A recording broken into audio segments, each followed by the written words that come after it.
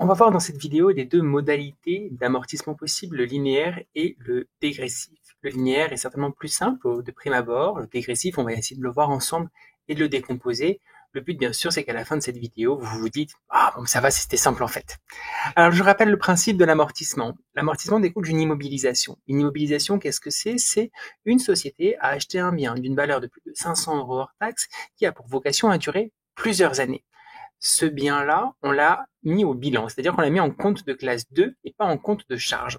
Effectivement, lorsque la société achète, par exemple ici, un photocopieur d'une valeur de 35 000 €, très cher le photocopieur, on passe cette écriture en comptabilité. On n'a ici pas un compte 401, mais 404, parce que les comptes de fournisseurs d'immobilisation ont un 4 en troisième position, donc 404, ce sont les comptes de fournisseurs d'immobilisation. On a la contrepartie qui est donc l'immobilisation, qui est un compte de classe 2. Et ensuite la TVA qui, pareil, c'est un compte 4, 4, 5, 6, sauf qu'on a un 2 ici en cinquième position qui vient indiquer que c'est de la TVA cette fois-ci sur immobilisation. Donc lorsque l'on écrit, premièrement, ça c'est au moment de la facturation, au moment de l'achat, si vous voulez, lorsqu'on achète la photocopieuse, on a 42 000 € que l'on doit au fournisseur, que l'on paye. Attention, l'immobilisation et l'amortissement n'ont aucun impact sur la trésorerie immédiate, n'ont aucun impact sur la trésorerie à ce moment-là. C'est vraiment de se dire, oui, on décaisse l'argent, on paye le fournisseur. En revanche, en comptabilité, on va lisser toujours par ce principe de se dire que les comptes doivent refléter la réalité et l'usage des biens. Si le bien, il a une durée de vie de 5 ans, on va le lisser en comptabilité, par exemple, pour 5 ans. Donc, on a le fournisseur au crédit et on a mis ici, au débit, le matériel et bureau informatique pour la somme de 35 000 €. Ça, c'est la première chose qu'on fait. Le reste, on va voir ensuite. Donc, maintenant, on doit se dire, OK, donc, si ce bien a une durée de vie de 5 ans, et je vais voir comment est-ce qu'on en arrive à ces 5 ans-là, si ce bien a une durée de vie de 5 ans, je vais devoir prendre une partie de ce compte de classe 2 tous les ans et le passer en compte de classe 6. Le but est vraiment de se dire, je passe une charge. Donc j'avais une immobilisation et tous les ans, pendant la durée de vie du bien, je vais passer une charge. C'est ce qu'on appelle un amortissement. Donc la première chose qu'on va avoir besoin, c'est, je vais faire d'abord le mode linéaire. On a comme exercice la société Oravendis, c'est nous, a fait l'acquisition au 1er janvier de l'année N d'un photocopieur pour une valeur de 35 000 €. Ça, c'est pas nous. Mise en service le jour même, effectivement, quand on parle d'amortissement, la mise en service du bien entre en compte, puisqu'on va parler de l'usure du bien. Donc, si on ne s'en sert pas, le bien ne s'use pas, attention. Effectivement, donc c'est à partir de la mise en service. Donc là, j'ai mis mise en service le jour même, plus facile pour cet exercice. On va calculer les tableaux d'amortissement linéaire. Valeur du bien, 35 000 €. On prend bien sûr, on amortit la valeur hors taxe. La TVA, elle, ne s'amortit pas, bien sûr. Alors, vous avez dans le bulletin officiel des impôts, là je vous ai mis un récapitulatif dans ce tableau, mais vous l'avez également dans le cours, les durées d'amortissement. Sinon, vous tapez sur Google durée d'amortissement selon la nature du bien, vous retrouverez rapidement la durée d'amortissement. Pour un photocopieur, et tout ce qui est matériel, le bureau, etc., vous avez la liste ici, c'est 5 ans pour le photocopieur. Donc, on sait qu'on va l'amortir 5 ans. L'amortir 5 ans, si la valeur du bien est égale à 1, l'amortir 5 ans, ça veut dire que tous les ans, je vais amortir 20%. Un cinquième. D'accord? Si on avait été sur un amortissement de 2 ans, ça aurait fait 1 sur 2, donc 50%. Là, on est sur un taux d'amortissement en linéaire qui est donc de 20%.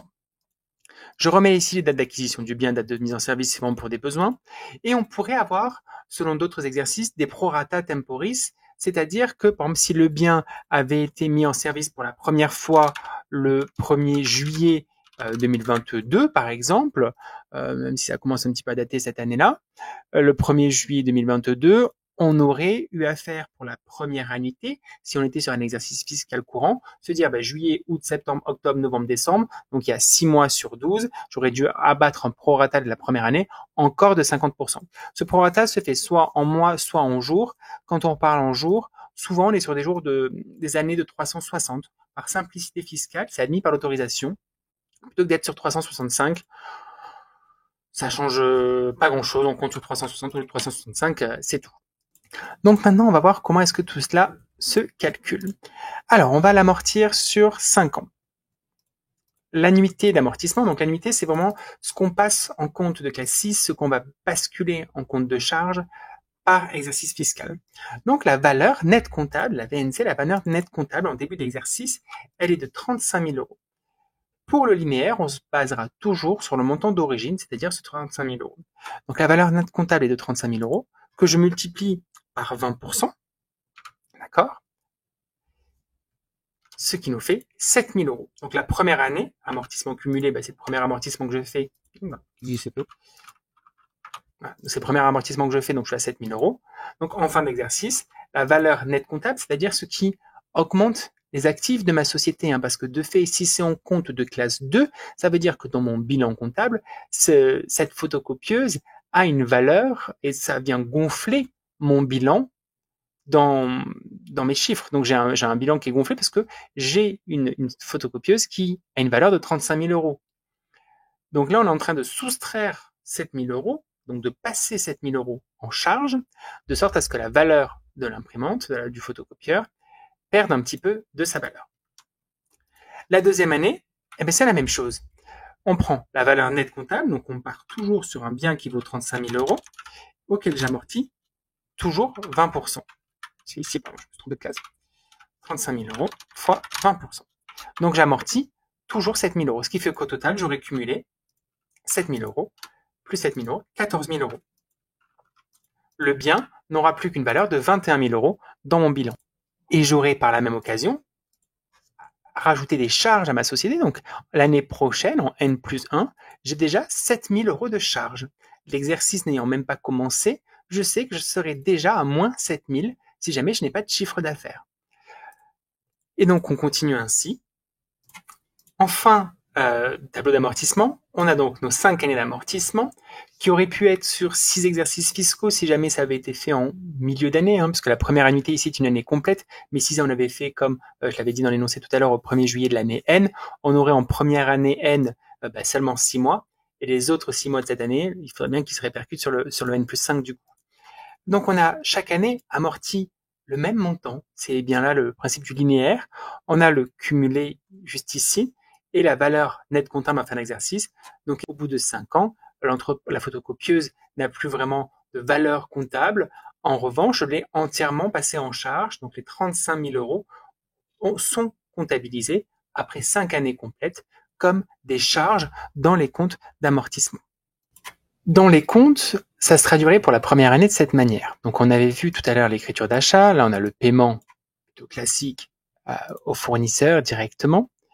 Donc on a le compte ici 281, donc c'est pas le même compte, on saisit l'amortissement, l'immobilisation on la saisit en 218, alors que l'amortissement on le saisit en 281. Mais effectivement l'amortissement vous voyez était bien au débit, alors que l'immobilisation elle est au crédit. Donc les comptes de classe 2 vont se balancer au bout d'un moment, une fois que tous les amortissements seront écrits. Donc, et on a bien une charge. On a une charge, ce compte 681, ça reprend un peu la même nature de compte ici, sauf que c'est pas un 2 parce que c'est pas une IMO, mais c'est une charge.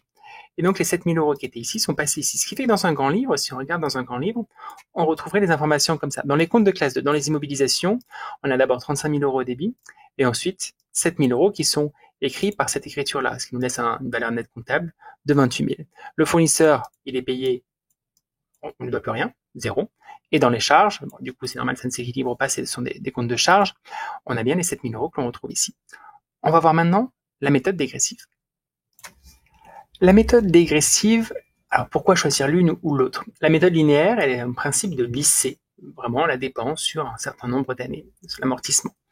La méthode dégressive peut être plus avantageuse et souvent plus avantageuse pour des raisons fiscales. Je rappelle qu'une entreprise paye des impôts à partir du moment où elle a du bénéfice. Et des fois, les entreprises ont trop de bénéfices, donc pour avoir moins de bénéfices, il faut augmenter ses charges. Un des moyens d'augmenter ses charges est effectivement de choisir l'amortissement dégressif, en tout cas pour les premières années. Pourquoi? Parce qu'on va d'abord amortir beaucoup, donc les premières annuités seront des plus gros montants et on va amoindrir ces annuités aussi en représentant un petit peu l'usure du bien généralement. Donc on va voir cela ensemble. On reste sur le même exercice, les mêmes montants, donc Oravendiz au 1er janvier de l'année N, un photocopieur d'une valeur de 35 000 euros. Je ne vous remonte pas que ça a coûté 42 000 euros, qu'on l'a écrit en compte de fournisseur, etc. On va directement dans la valeur du bien. La durée de l'amortissement est toujours de 5 années. Ça ne change pas. Vous retrouverez toujours ces informations directement ici. Il y a une nouvelle donnée qui est communiquée. C'est les taux, qu'on appelle les coefficients. Ce sont le coefficient pour les amortissements dégressifs. Pour les biens d'une durée de 5 ou 6 ans, c'est un taux qui est communiqué par l'administration fiscale, il est communiqué qui est de 1,75. Donc on a un amortissement sur 5 ans, parce que c'est un photocopieur, c'est la nature du bien, et de la nature découle le coefficient qui est communiqué par l'administration fiscale de 1,75. Alors pour calculer le taux d'amortissement, je vous ai mis la formule juste ici. On prend 100 que l'on divise par la durée de vie, 5 dans notre exemple, que l'on multiplie par le coefficient. Donc là, je suis déjà en pourcentage, donc je redivise par 100 parce que j'étais en pourcentage dans ma formule. Donc on est à un pourcentage de 35%. Donc le taux que l'on va utiliser est de 35% au lieu des 20% que l'on avait pu voir dans le linéaire. Le principe de proratisation temporis vaudrait toujours. Je reste encore dans un exercice plutôt simple avec dans une démonstration plutôt relativement simple avec une mise en service au 1er janvier. Donc la valeur nette comptable au début de l'exercice, c'est 35 000 euros. Et là, il y a une vraie différence parce que on va devoir utiliser la valeur nette comptable selon chaque annuité. L'amortissement, il est donc de 35 000 euros à 35%. On vient de le voir, c'est notre taux d'amortissement. Donc amortissement cumulé, c'est mon premier amortissement, c'est ma première annuité. Je suis à 12 250. Ce qui fait qu'en fin d'exercice, j'étais à 35 000. Et là, je suis plus qu'à 22 750 en valeur nette comptable dans mes comptes de classe 2. Donc, vous constatez, là, on a amorti 12 000 euros, alors que j'étais à 7 000 les premiers. Donc, effectivement, ça nous permet de passer 5 000 euros de plus en charge sur cet exercice-là, ce qui est tout de même pas mal. Secondement, pour calculer la deuxième annuité, donc celle de l'année prochaine, on repart de la valeur nette comptable en fin d'exercice. Et c'est là où c'est différent. Dans la version linéaire, on partait toujours des montants de 35 000 qu'on avait divisé par 5, par 20%, et on partait toujours de ces 35 000. Là, je pars de combien est-ce qu'il reste à amortir. Donc, il me reste 22 750 à amortir. Très bien. Quel est le taux d'amortissement? C'est 35%. Cette deuxième année, j'amortis donc 7 962, ce qui revient 7 962 plus les 12 250 euros. Alors, 7 262 plus les 12 000 euros amortis précédemment, ça nous fait déjà 20 200 euros d'amorti. Donc on part de ça à ça. Donc il nous reste désormais 14 787,50 euros à amortir. Il y a une chose qu'il faut savoir et qui est importante. On a le droit de faire l'amortissement dégressif jusqu'à ce que l'amortissement linéaire soit moins intéressant. Je m'explique. Au bout d'un moment, on fait du dégressif, et puis vient un moment où on doit passer en linéaire.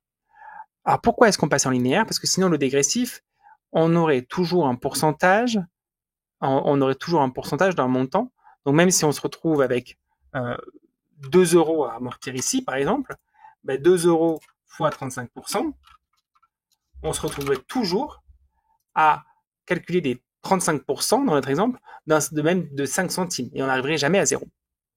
Et donc, à partir de quand est-ce que je passe au taux linéaire? Il nous est dit qu'on utilise 100, qu'on divise par le taux dégressif qui, dans notre exemple, est de 35. J'obtiens 2,85 quelque chose. Ce qui m'intéresse ici, c'est de voir qu'en fait, c'est 2. 2, le premier chiffre entier, ça veut dire que les deux dernières annuités à amortir seront en linéaire. Donc ici, sur ces deux dernières-là, je sais que je ne serai plus au taux dégressif. Je suis au format linéaire et non plus dégressif. Pourquoi? Je vais vous montrer. La première année, si on amortit une année sur 5, ça fait un taux de 20%. Le taux dégressif, ici, est de 35%. 35% est le plus intéressant. La deuxième année, du coup, on est sur une année sur 4. Il ne nous reste plus 4 années à amortir. Donc là, je suis à 25%. C'est toujours plus intéressant, mais 35. La troisième année, il me reste une année sur 3. Je suis à 33%.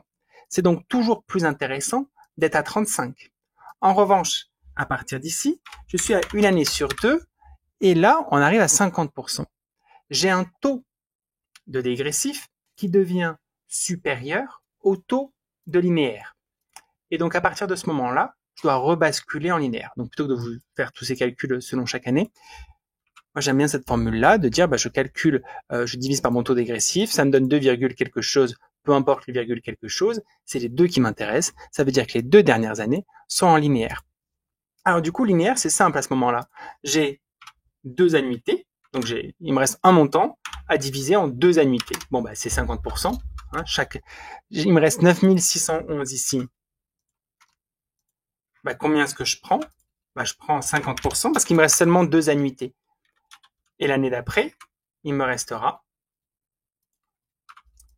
Alors, ok, je prends la valeur nette. Les 35 moins l'amortissement cumulé, donc il me reste 4805. Forcément, c'est la moitié puisqu'on a pris 50%.